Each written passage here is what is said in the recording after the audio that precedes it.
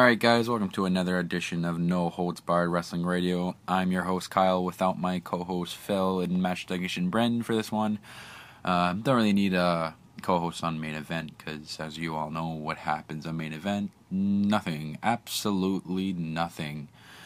But there were two matches I'd say at least that were good on main event this week. I guess they're trying to improve it a little bit, keeping it live on the WWE Network. First match was Sheamus versus Titus O'Neil. I thought this was a pretty good two big guys type of match. Titus O'Neil looked pretty dominant in this match. I guess he's a good prospect if WWE chooses to use him well, as they don't like to use a lot of their prospects well, as we've seen, but I guess we'll have to see. Titus O'Neil actually, at one point in the match, almost hit his own version of the 10 beats of Bodhrán, given his old barking noise, but then, of course, Sheamus has to counter it.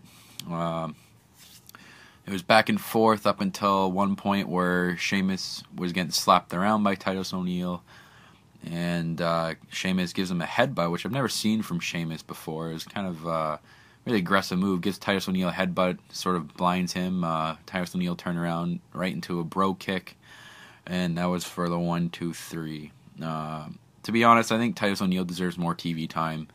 I think he should be more used on Raw other than SmackDown. Maybe show the feud between him and Darren Young that everyone wanted to see. Why he's not being used that much, I'm not sure. But WWE needs to revamp on some of their new talent that they need to be used. You even bring Titus O'Neil to NXT, man. Use him there. If you're not going to have any spots for him on Raw or SmackDown, keep him on main event. WWE, you got to figure it out. Alright, on to the second match here. We have Big E versus ADR Alberto Del Rio. Another good match for main event caliber if they're trying to make it better for people on the WWE Network. I think this match could have been on SmackDown or Raw, but if they're trying to make main event better and a way for people to tune in, this is a good idea. Big E dominating most of the beginning of the match, showing his dominance over Alberto Del Rio, who's been recently kicked out of the Intercontinental Championship tournament. Del Rio, halfway through the match, counters the momentum around, goes for the Tornado DDT up the top turnbuckle, but Big E counters it into the big ending for the win. You know what? I think this was a pretty good match for mid-card for main event, but there's another talent in this match that they're not using properly. They have Alberto Del Rio, former world champion, former WWE champion, now just getting squashed basically on Raw, SmackDown, or main event, as in this case. Not using him properly. I mean, he only has a little bit of time left. Wouldn't you want him to go out in a bang instead of getting squashed by useless wrestlers sometimes? Like, come on now. WWE, you got to figure it out. Alberto Del Rio, I'm going to give him props, man. He's probably one of the top greatest talents on the roster right now, and he's not being used properly. I mean, he needs to be put back in the main title picture, split those titles up, because having both titles on one person is stupid. It's really stupid. I don't even know what's stupider, that or Slam Cities. My God.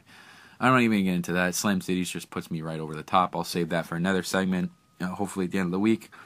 Best part of this match, though, is after the match we had Bad News Barrett coming out saying Big E is a horrible champion. He has no personality. This was funny. He's teetering on the edge of boredom, and he has a lack of intellect.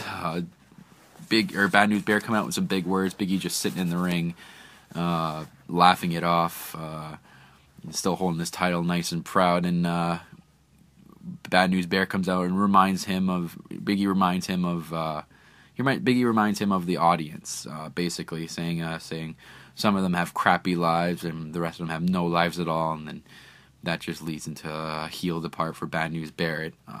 Anyways, that was a good after-match promo by Wade Barrett, promoting his finals match on Raw next week for the number one contender for the IC title tournament. And last but not least, I can't believe this was the main event on main event. My God, WWE, what are you doing? You had El Torito against Hornswoggle. Are you kidding me? Really?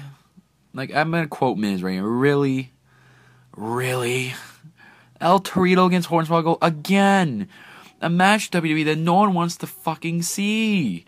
You're going to have this, it was just the same old match, okay?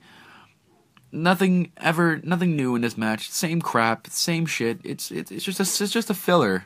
I guess for the PG people to watch. But you know what? The crowd was so dead watching this match. It's terrible. I don't know why WWE exploits these two people like this. I don't know. Even the commentators are getting bored of commentating this match. Like some of the spots they were saying, like they're saying that Hornswoggle apparently benched 85 pounds today. Like, okay, whoop-de-doo. No one gives a shit, okay? Like, no one wants to see this goddamn match.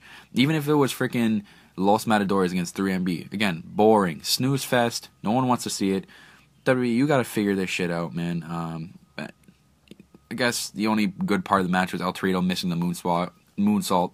And we finally seen the return of the tadpole splash by Hornswoggle. But other than that, guys, I'm sorry. Main events, just that. If you have that for the main event, what's the point of watching?